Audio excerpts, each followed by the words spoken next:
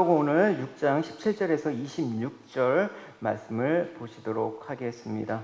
오늘 말씀은 우리가 마태복음 산상수훈과 거의 병행적인 구조를 이루고 있습니다. 근데 평지에서 하셨다고 해갖고 평지수훈이라는 그 별칭이 있습니다. 우리 본문을 한번 같이 읽어보도록 하겠습니다. 제가 17절 먼저 읽도록 하겠습니다. 우리가 복음서마다 사실은 내용들이 공통적인 것이 있지만 누가복음 그 특징 중에 하나가 소외계층, 그러니까 종교적으로나 사회적으로 그 천대받았던 그 소외계층에 대해서 많은 관심을 보이고 있다는 것을 우리가 얘기를 드렸죠. 그래서 이 소외되고 비천한 자를 위해서 인자로 오신 예수 그리스도의 그 사역을 강조하기 때문에 상당히 묘사가 디테일한 부분이 있습니다. 또 누가가 또 직업상 또 의사이기도 한 그 어떤 성격도 반영이 되고 있는 듯해요. 어쨌든 예수님께서 오늘 본문에 서로 다른 두 종류의 사람을 대조하고 있습니다. 우리가 읽어본 바와 같이 한 종류는 어떤 사람이에요? 복 있는 사람. 그래서 이 복 있는 사람은 세상에서는 멸시받는 가난한 자, 줄인 자, 또 우는 자, 또 핍박받는 자로 이렇게 네 종류의 사람을 복 있는 사람이라고 말씀을 하셨습니다. 이들 비록 세상적인 시각으로 바라볼 때는 불쌍하고 슬픈 자들인 것처럼 보이지만 주님께서는 그렇지 않다. 하나님 나라가 임할 때는 그들이 갈망하고 원하는 바가 충족될 것이다. 그들이 진짜 복 있는 자라는 하나님의 그 말씀을 우리는 눈여겨봐야 될 것입니다. 그리고 이와 대조적으로 또 네 종류의 사람이 소개되고 있는데 이 네 종류의 사람은 복과 대조해서 화 있는 자라고 얘기하고 있습니다. 어떤 사람입니까? 세상에서는 부유한 자, 세상에서는 배부른 자, 세상에서는 웃는 자, 세상에서는 사람들로부터 칭찬받는 자, 이들이 오히려 복되다고 여기지 않고 화가 있다, 저주받은 자라고 얘기를 하고 있습니다. 그러니까 현세 하나님 뜻대로 행하지 않고 자기 만족과 행복을 위해서 살아온 자들이 결국 하나님의 나라가 임할 때 모든 것을 잃고 저주받은 삶으로 그렇게 끝나게 될 것이다. 진노를 받게 될 것이라는 경고를 받고 있습니다. 그래서 오늘 누가는 이 복 있는 자와 이 화 있는 자, 이 네 사람 대조를 함으로써 과연 축복이 무엇이냐, 과연 저주가 무엇이냐의 모습을 강조하고 있다는 것입니다. 여러분, 왜 이 말씀을 하게 됐는지, 그러면 이 말씀 우리가 6장 17절부터 보고 있지 않습니까? 그럼 1절부터 16절까지의 그 배경을 우리가 좀 살펴보면 왜 주님께서 이 말씀을 할 수밖에 없었나라는 그 우리가 전체적인 문맥을 좀 살펴봐야 될 거예요. 두 가지 일이 있었어요. 어떤 일이냐면 이 안식일날 제자들이 배가 고팠어요. 배가 고프니까 우리도 그렇잖아요, 여러분. 왜 오실 때 여러분 맥도날드에서 맥모닝 먹고 온 지체 있을 거예요, 여러분. 아침에 너무 일찍 일어나니까 배가 고파갖고 맥도날드에서 맥모닝을 먹었다가 예배 왔어. 뭐라고 한 거야? 교육자들이 뭐라고 한 거야? 지금 주님의 양식을 먹는데 맥도날드에 가고 햄버거나 먹고 그 정신 상태로 아침에 일찍 일어나갖고 기도하고 경건하게 준비해갖고 그렇게 와도 부족한 판에 맥도날드에 가서 먹어? 이런 느낌이에요. 물론 우리는 그거 갖고 비난하지 않죠. 그죠? 뭐, 좀 커피도 먹었는데, 그럼 커피도 못 마시게.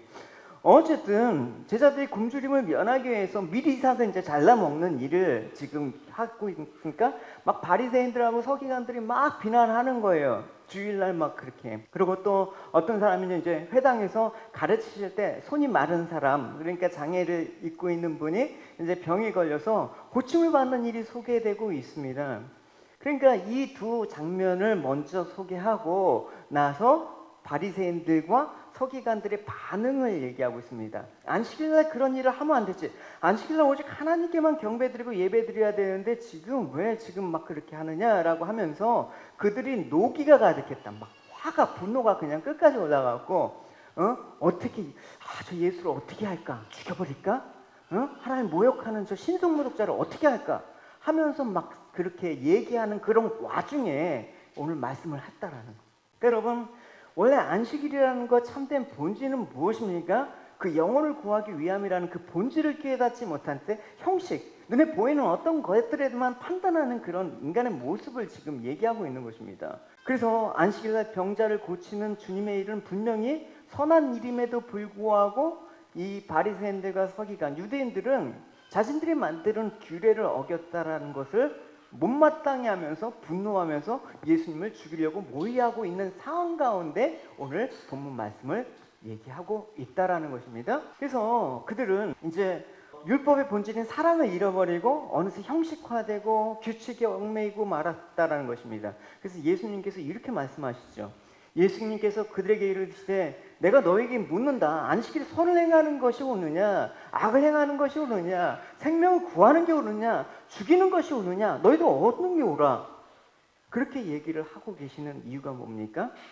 우리가 세상을 살아오면서 나름대로의 옳고 그름에 대한 자기 기준을 갖고 삽니다. 여러분 그렇잖아요. 여러분 어떤 한 가지 이슈를 갖고 여러분 이게 옳냐 이게 저게 옳냐 할 때 여기서도 뭐 의견이 분분할 겁니다.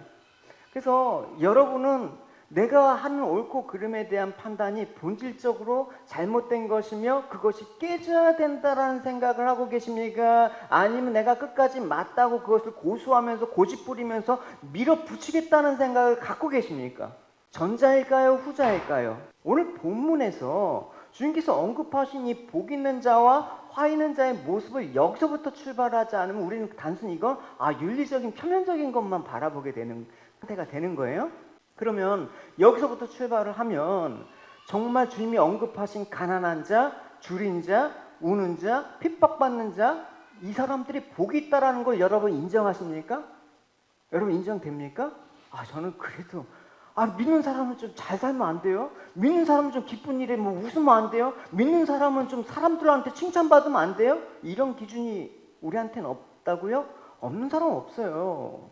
그럼 반대로 화라고 언급하신 부유한 자, 배부른 자, 웃는 자, 칭찬받는 자, 이게 과연 저주받을 일입니까?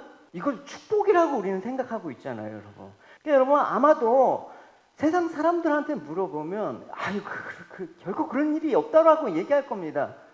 주님을 말한 복이 세상에선 뭐예요? 이게 저주고 주님이 말한 화가 세상에선 축복이라고 여겨지는 우리는 그런 가치 판단 속에서 살고 있어요. 그러면 여러분들은 어떻습니까? 세상은 그렇게 보더라도 너희는 어떠느냐? 그래서 이 다음에 제자를 불러내신 거예요.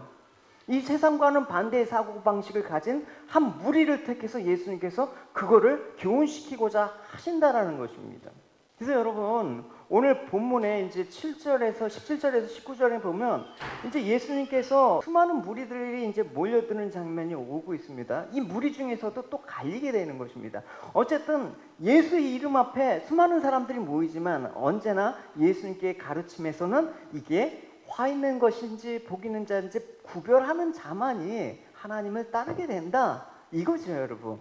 보십시오. 예수께서 그들과 함께 내려오사 평지에 서시니 그 제자의 많은 무리와 예수님의 말씀을 듣고 병고침을 받으려고 유대 사방과 예루살렘과 들어와 시돈의 변으로부터 온 많은 백성도 있더라. 더러운 귀신에게 고난을 받은 자들도 고침을 받은지라. 온 무리가 예수를 만지려고 힘쓰니 이는 능력이 예수로부터 나와서 모든 사람을 낫게 함이라. 여러분 살펴보십시오. 많은 무리들이 왔는데 이 무리들의 공통점이 여러분 있을 겁니다. 어떤 공통점이 있습니까? 질병이 걸렸거나 더러운 귀신으로 인해서 고통을 받는 한결같이 어떤 문제가 있다라는 것을 알 수가 있습니다. 심리학에서 보면 이런 말이 있습니다. 사람이 움직이는 근본적인 동기와 그 원인을 제공하는 게 뭐냐? 그걸 결핍이라고 얘기하고 있습니다. 그러니까 사람은 부족함을 느끼지 못할 때 움직이지 않아요. 그러니까 뭔가 내가 결핍을 느낄 때 움직이게 된다는 것입니다. 이거는 영적인 원리에서 적용을 할 때도 상당히 타당한 이유이기도 합니다. 그러니까 여기서 앞서 말해서 바리새인들과 서기관들은 스스로 의인이라고 자부해요. 스스로 부족함이 없다고 생각해요. 스스로 나는 완벽한 하나님을 아는 자라고 여긴단 말입니다. 그러니까 주님을 책착 풀면서 주님께 나오려고 하지 않는 것입니다. 판단하고 비판에만 열을 올리는 것입니다. 근데 수많은 사람들이 주님께 가까이 나온 사람들은 일단은 그 결핍이라는 고통을 갖고 있다라는 것입니다. 그러니까 예수가 필요해서 나오는 그 수많은 사람들이 나왔다라는 것을 증거하고 있습니다. 근데 오늘 17절에서 보시면 그들과 함께 내려오사라고 얘기를 했습니다. 여러분 여기서 말하는 그들은 누구입니까? 그들은 바로 예수님의 제자를 말하는 것입니다. 그럼 이 제자들을 언제 불렀습니까?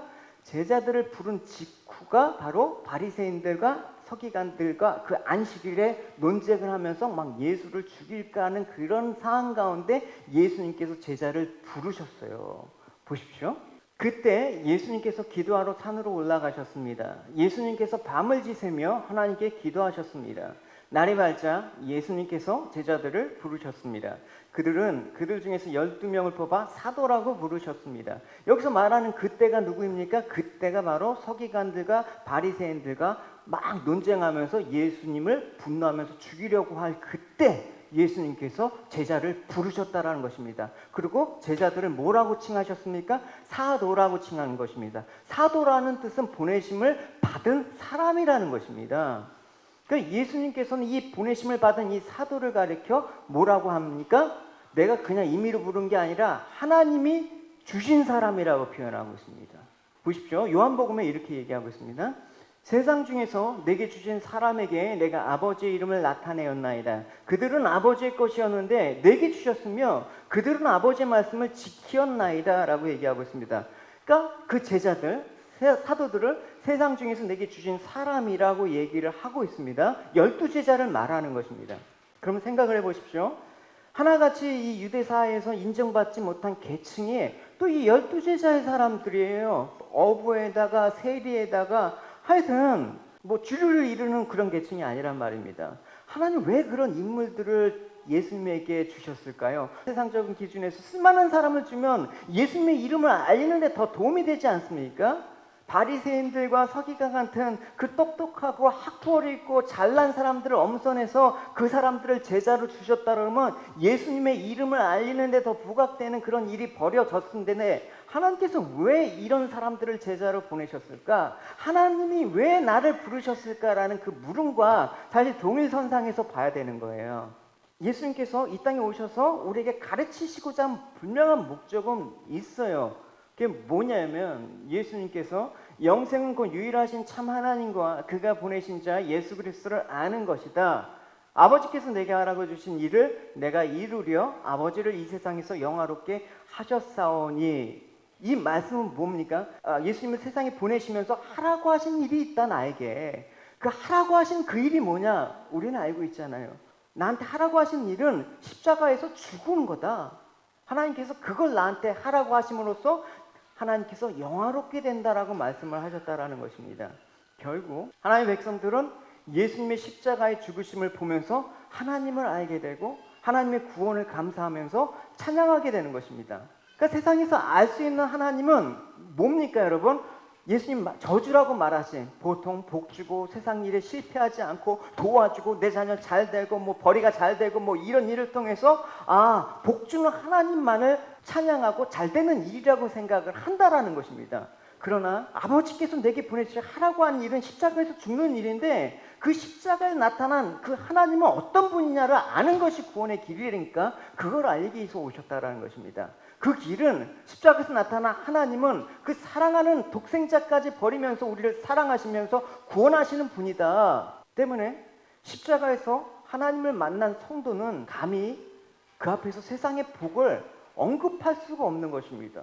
일부러 뭐 가난하게 살려고 하고 뭐 참으라 뭐 물질의 소욕을 뭐 그냥 접어라 뭐 그런 뜻으로 얘기하는 게 아니라 십자가에서 이미 우리는 풍성한 하늘의 복을 누린 사람이기 때문에 세상이 그까짓 것쯤이야 복으로 여기지 않는 그런 마음이 있다라는 것입니다. 여러분 그런 마음을 갖고 사는 자가 복이 있다라고 주님께서는 말씀을 하신 것입니다. 그래서 그런 모든 지금까지 한 예언을 갖고 여러분 오늘 이제 본문에서 복 있는 자에 대한 말씀을 여러분 읽어보십시오.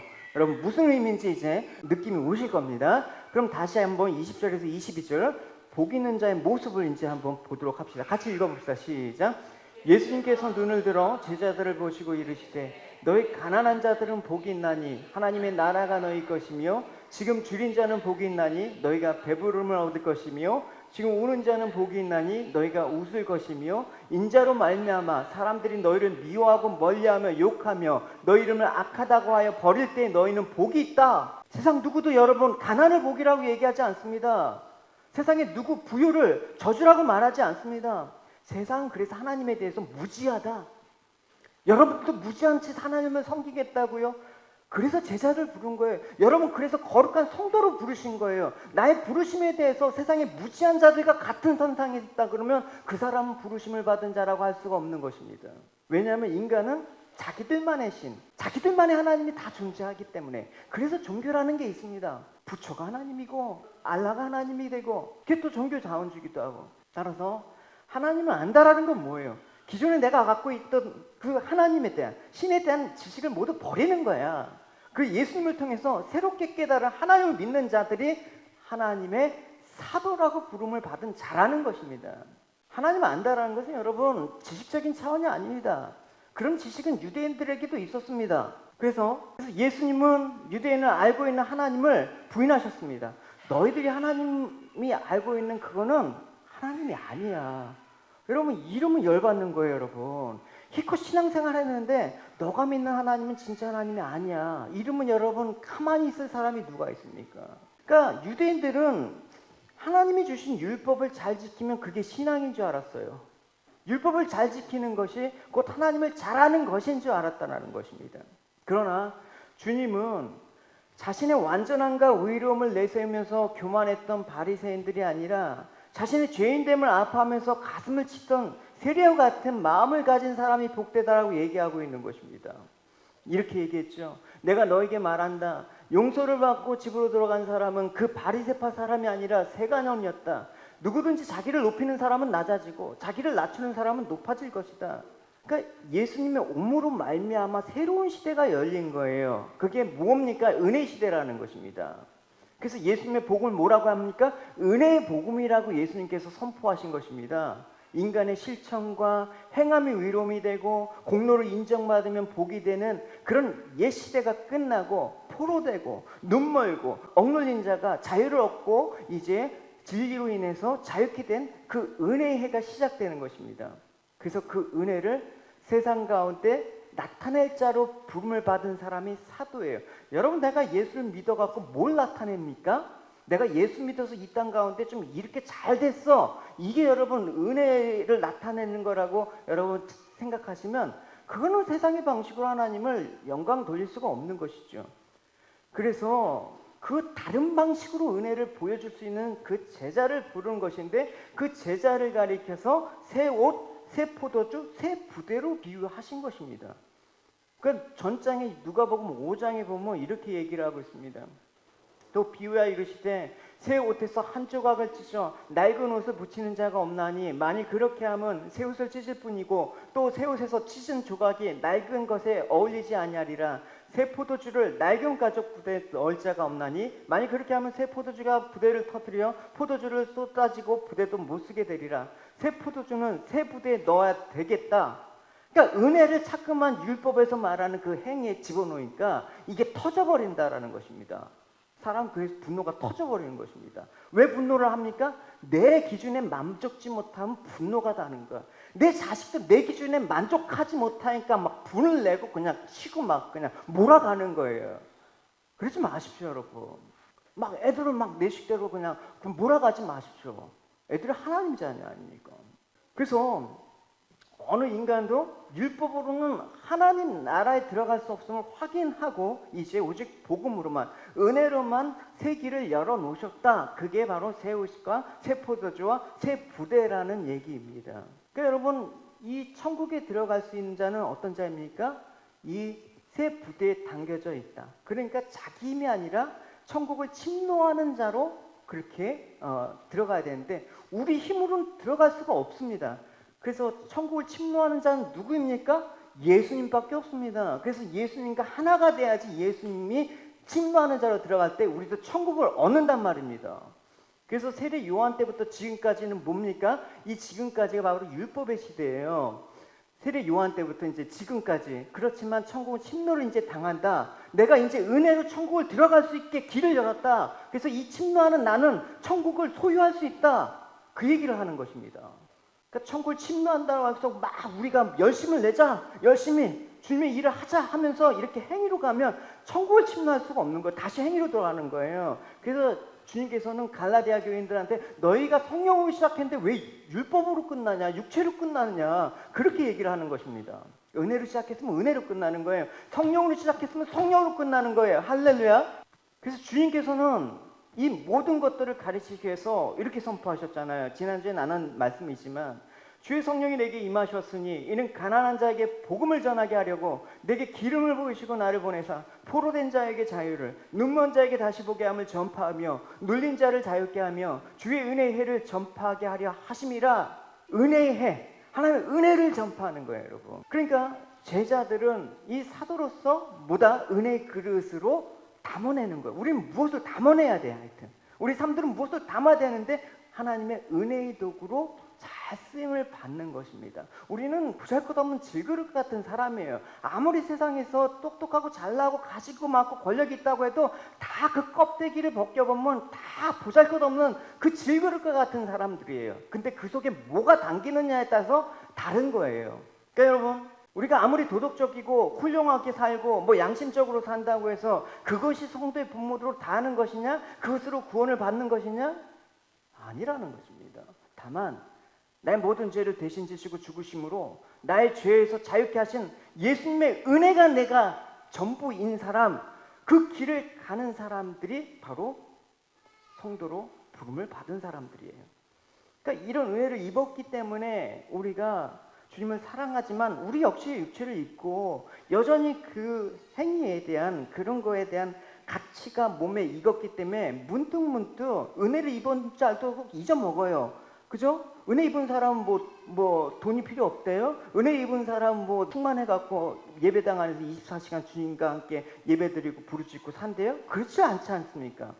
잠시 잠깐 우리도 주님보다 돈을 더 사랑할 때가 있어요. 그죠? 하나님의 사람보다 세상 사람들이 더 매력 있고 좋아서 끌리는 경우도 있어요. 그러나 도로 돌아온단 말입니다. 그 사람이 정말 은혜를 입은 사람이라면 도로 돌아온다라는 것입니다. 돌아오길 바래요. 할렐루야. 그 은혜가 깊어지는 것이 믿음이 깊어지는 것이고 그 은혜가 가득한 곳이 하나님의 나라인 것입니다. 할렐루야. 여러분들은 그 은혜의 도구로 여러분 사용받았습니다. 그러니까 세상과 똑같은 방식으로 은혜를 전달하고 증가할 수 있는 방식이 아니라는 것입니다. 하나님의 나라는 주님께서 세상의 나라와 합할 수 없는 성질을 가졌기 때문에 하나님의 아들, 그러니까 예수 그리스도를 따르는 제자들 역시 너희들도 세상과 속할 수 없다라고 얘기를 하셨습니다. 예수님께서 대답하셨습니다. 내 나라는 이 나라에 속하지 않았다. 만일 이 나라가 이 세상에 속한 나라였다면 내 종들이 싸워서 내가 유대인들에게 잡히지 않게 했을 것이다. 이제 내 나라는 이 땅에 속한 것이 아니다라고 얘기를 했단 말입니다. 하나님의 나라와 이 땅의 나라는 서로 합해질 수가 없는 거예요. 타협점이 없다라는 거예요, 여러분. 믿음은 여러분 타협하는 게 아니라니까요, 여러분. 이렇게 할 수도 있고 저렇게 할 수도 있는 게 뭐가 믿음이에요. 그래서 그리스도를 따르는 제자들 역시 세상에 속할 수 없는 사람이기 때문에 예수님께서 세상에 속하지 않는 그런 분으로 오시니까 반발하잖아요. 세상의 일부만 예수님을 싫어합니까? 온 세상이 예수님을 죽이려고 했단 말입니다, 여러분. 그러니까 성도들은 부름을 입었다고 하는 사람들은 반드시 세상에서 배척을 받아요. 왜? 세상과 합할 수 없는 것들이 나오기 시작하니까 처음에는 같이 가다가도 반드시 그런 부딪힘이 온단 말입니다. 그러니까 세상에 속한 자들은, 믿음이 없는 자들은, 주님의 부르심을 받지 않는 사람들은 그걸 못 견디니까 튕겨져 나가는 거죠. 지금 많이 이제 튕겨져 나갈 시대란 말입니다. 세상의 환영과 지원을 받기 때문에 그리스도의 제자들은 이 땅에서 가난하고 줄이고 오는 자들이 될 수밖에 없다라는 것입니다. 흔히 많은 말들을 해요. 축복을 앞세우면서 이 땅에서는 부자처럼 살고 죽어서는 나사로처럼 주님의 품에 안기고 싶은 사람들이 많아요. 근데 불가능한 일입니다. 그걸 가능하다 그러면 주님께서 왜 이런 말씀을 하셨을까요? 어떤 정도 두 주인을 섬길 수 없다. 한편으로는 미워하고 다른 편을 사랑하든지 아니면 한편에게는 충성을 하고 다른 편은 무시하든지 할 것이다. 너희는 하나님과 재물을 동시에 섬길 수 없다.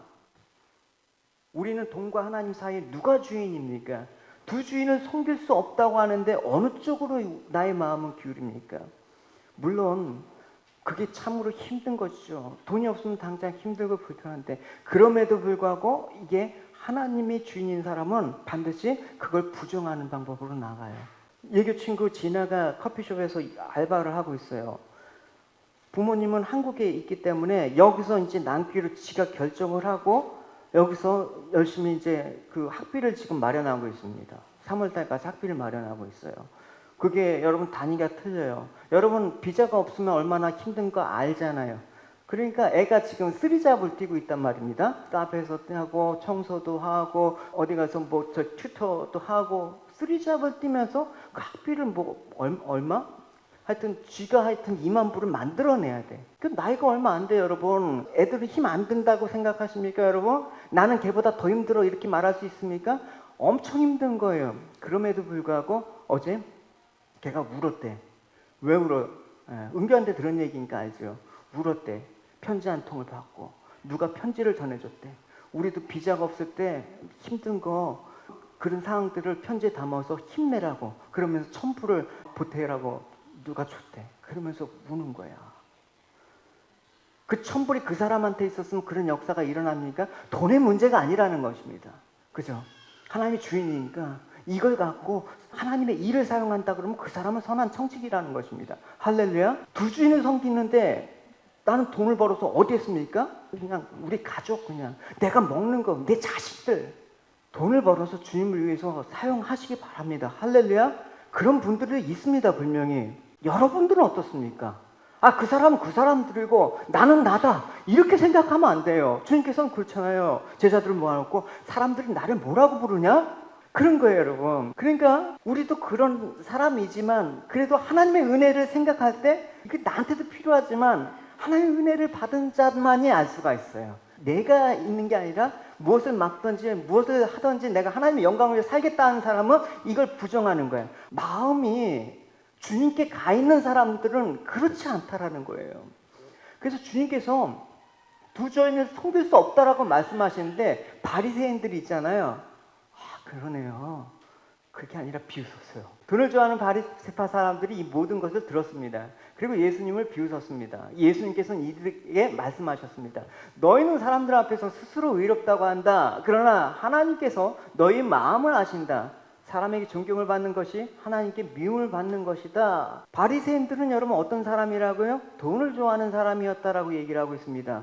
그들은 표면적으로 하나님을 제일 사랑한다라고 생각을 하고 있는 자타가 공인한 사람들이란 말입니다. 세상 사람들은 돈을 사랑하고 안식일도 지키지 못하고 11조 생활을 못하지만 자기들은 하나님을 사랑하고 철저하게 11조를 하는 사람이다. 그래서 사람들한테 높임을 받을 만한 자격이 있다라고 생각하는 거예요. 그러나 그 중심을 보시는 예수님께서 그들의 마음을 보시고 너희들은 하나님을 사랑하는 것이 아니라 돈을 사랑하는 거야. 바리새인들이 율법을 지키면서 사람들의 존경을 받아가면서 하나님을 사랑하는 줄 알았더니 결국 그 속에는 뭐가 있다?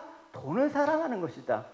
돈을 사랑하는 건 결국 뭘 뜻하는 거예요? 자기를 사랑하는 거예요. 그래서 율법을 어떻게 해석해요? 다 자기 쪽으로, 자기 사랑하는 쪽으로 해석하는 것입니다. 여러분 하나님 말씀도 어떻게 해석합니까? 우리 다 나 위주로 해석하는 습관이 있죠, 여러분.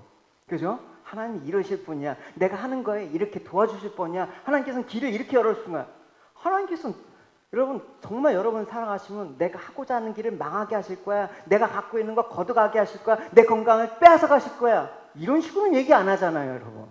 바리새인들이 그랬단 말입니다. 그래서 예수님께서는 너희들 이런 사고방식과 판단을 갖고 있는 너희들은 저주를 받을 거야 라고 얘기를 하고 있는 것입니다. 그 말씀을 생각하시면서 오늘 24절, 26절 화 있는 자여라는 이 부분을 한번 읽어보세요. 이제 같이 읽어봅시다. 시작. 그러나 화 있을진저 너희는 너희 위로를 이미 받았도다. 화 있을진저 너희 지금 배부른 자여 너희는 주리로다. 화 있을 자여 지금 너희 웃는 자여 너희가 애통하며 울리로다. 모든 사람이 너희를 칭찬하면 화가 있도다. 그들의 조상들이 거짓 선지자들의 이와 같이 하였느니라. 물론 여러분 늘 단순하게 무조건 가난한 자들이 복되고 반대로 저주하신 건 역시도 부유한 자들이 저주는 아닙니다, 여러분. 그렇게 본다 그러면 안 되죠, 또. 다만 여기서 말하고자 하는 주님의 핵심은 뭐냐? 이 주님의 말씀을 통해서 하나님 나라와 이 땅의 나라가 얼마나 다른 것이냐? 복음과 세상이 말하는 그 가치 기준이 얼마나 분명하게 다른 것이냐? 그걸 구분하라는 말씀이란 것입니다. 한마디로 예수님께서 말씀하신 핵심은 뭐냐? 하나님 나라에 사는 하나님의 자녀는 겉사람의 삶에서 벗어나 속사람의 삶의 방식으로 자신을 변화시켜야 된다는 것입니다. 이걸 로마서에서는 사도 바울은 풀이를 하고 있습니다. 이렇게 얘기하고 있죠. 육신을 따르는 자는 육신의 일을, 영을 따른 자는 영의 일을 생각하나니 육신의 생각은 사망이고 영의 생각은 생명과 평안이다라고 얘기하고 있습니다. 그래서 육신의 생각을 하지 말고 영의 생각을 하라는 말씀은 아니에요, 여러분.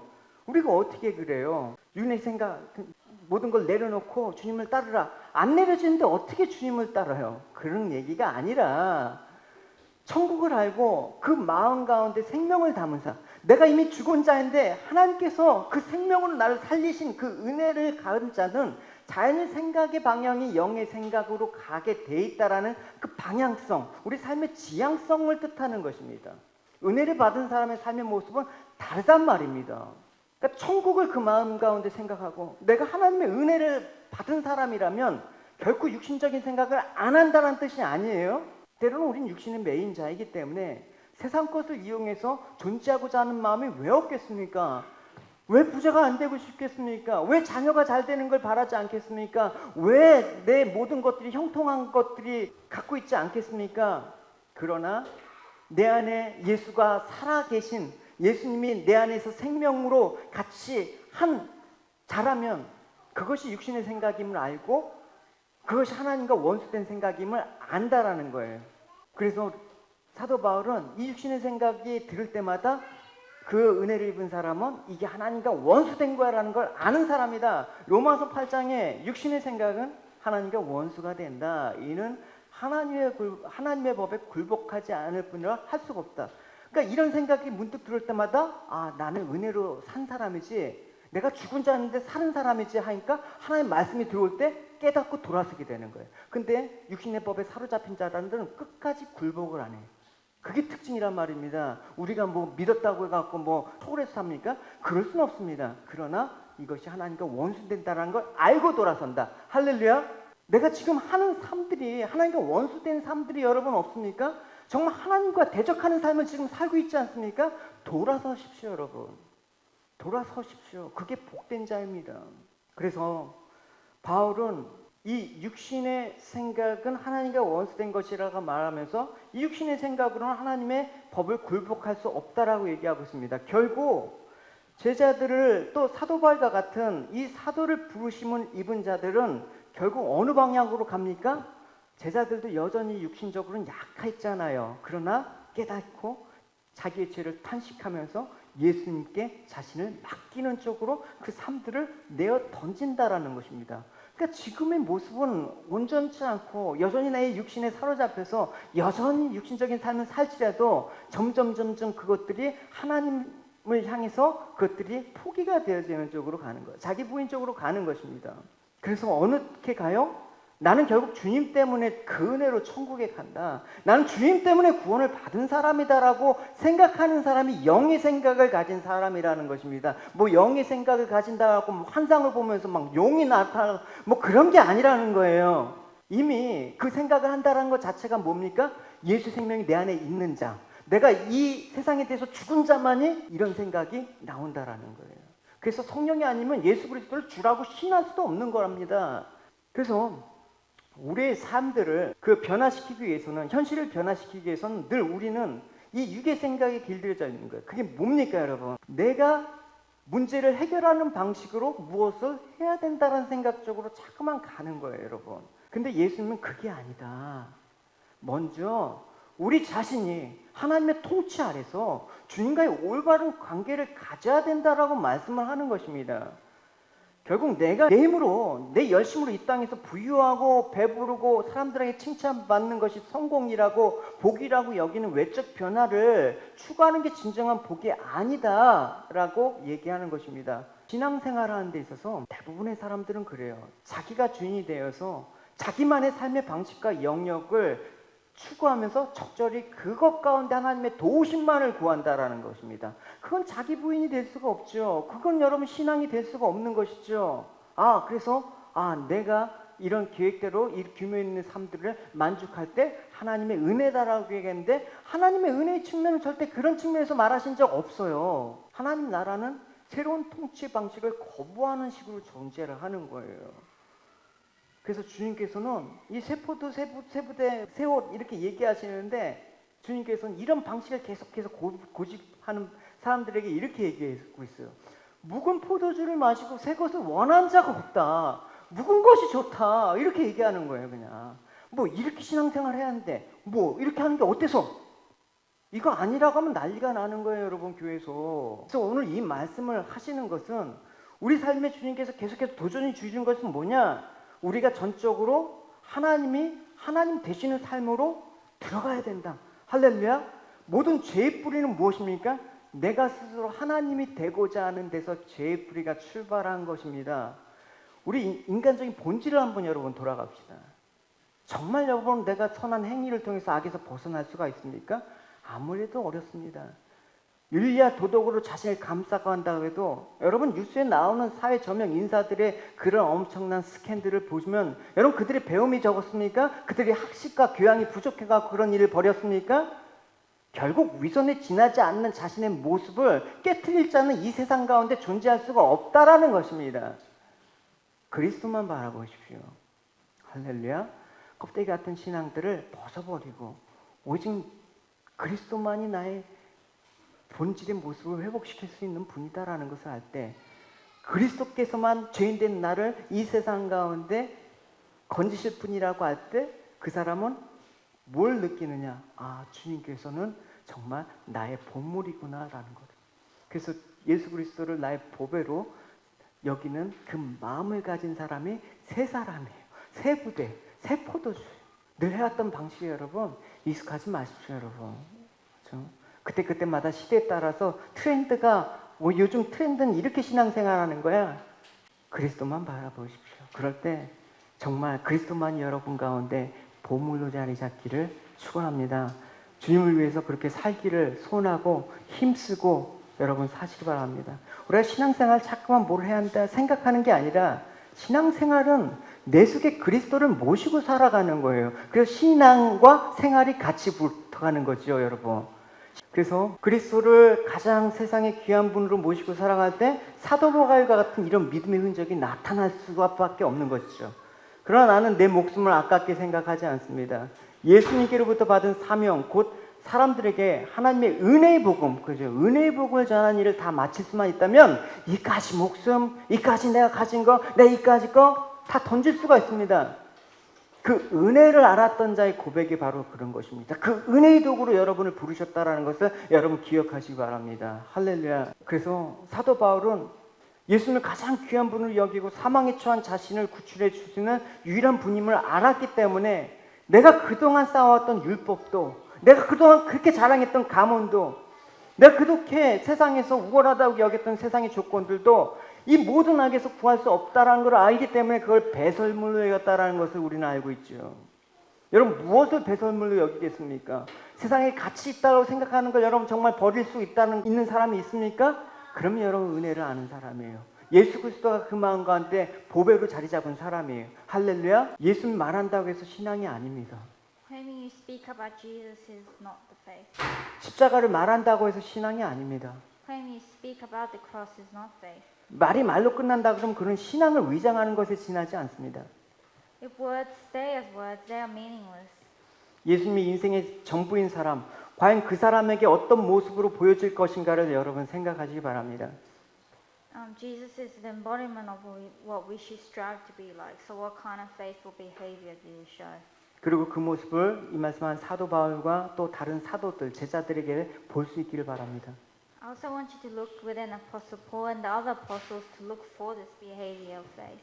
예수님이 인생의 보물이고 전부인 그 사람은 두려울 것이 없습니다. Those who strive to be like Jesus has nothing to fear and nothing to envy. 부러울 것이 없습니다. As Christians, isn't this what we should hope for? 우리가 예수님을 따르는 성도로서 이러한 삶을 소망해야 되지 않겠습니까? Shouldn't we live as witnesses of Christ? 그리고 세상을 예수님을 증거하는 자로 살아야 되지 않겠습니까? Living a life with money lasts years. 돈으로 사는 인생 기껏해야 몇십 년입니다. Perhaps maybe it lasts only a few, 10 years or so. 그러나 예수로 사는 인생은 영원합니다. However, living a life of Christ is eternal. 23절을 보십시오. 같이 읽어보겠습니다. 시작. 그날에 기뻐하고 뛰노라. 하늘에서는 너희 상이 큼이라. 그들의 조상이 선지자에게 이와 같이 하였느니라. Rejoice in what the day and leap for joy, because great is your reward in heaven, for that is how the fathers treated the prophets. 이것이 가난한 자, 줄인 자, 울며 애통하는 자, 주를 위해서 핍박받은 자들을 향한 주님의 결론적인 위로의 말씀이에요. This verse is targeted towards those who weep in mourning, those who are persecuted for Christ as a word of comfort. 여기서 상이라는 것은 단순히 표창장이나 훈장 같은 것이 아니라 수고에 대한 응분의 대가라는 의미를 강하게 내포되었습니다. The term reward here is not just simple term, as in it's not like a wrapped gift or something simple, but rather it means you receive something out of your efforts. 그래서 영어 성경에서 이를 보상이라는 의미를 가진 reward라는 말로 번역을 하고 있습니다. That's why in the English translation the word reward is used. 그래서 오늘 말씀을 보면 주님의 선포에는 뚜렷한 특징이 한 가지 있습니다. If you see closely, Jesus makes one thing particularly clear. 그것은 뭐냐면 현재와 미래 시대가 정확하게 교차하고 있다라는 것입니다. It is that present and the future intertwined. 즉 이제 지금 줄이고 우는 자는 복이 있는데 그들은 나중에 장차 배부르고 웃을 것이고 이제 배부르고 웃는 자는 나중에 장차 줄이고 애통할 것이다라는 것입니다. Blessed are you who hunger now, for you will be satisfied. Blessed are you who weep now, you will laugh. 그래서 주님께서는 이같이 분명히 말씀하시는 것은 무엇이냐? 주님이야말로 온 우주의 알파 오메가고 처음과 나중 되시는 분이기 때문에 그런 거예요. It says that Jesus is in the end the Alpha and the Omega. 그래서 주님께서는 현재 상황뿐만 아니라 장차 되어질 모든 일까지 훤히 보시고 확증적으로 말씀하는 것이기 때문에 그렇다라는 거예요. This means that Jesus does not live just in the past, but rather he too can see the future, and so he's saying with certainty. 그러면 여러분 오늘 말씀을 통해서 여러분 영적인 눈이 열리고 눈앞의 현실에만 매달려 웃고 사는 그런 하루살이의 삶이 되지 않기를 바랍니다. And I want you to grasp reality and not just live day by day. 여러분들이 세상에서 귀하다는 것을 배설물로 여기고 예수님을 생각하고 여러분 마음 가운데 예수님의 귀한 보물로 남아 새하늘과 새 땅을 바라보는 여러분이 되시길 축원합니다. I want you to know what's meaningless in this earth, and also look towards heaven for the greater reward. 기도하시겠습니다. Let us pray. 오늘 말씀을 통해서 참된 복이 무엇인지 알게 해주셔서 감사드립니다.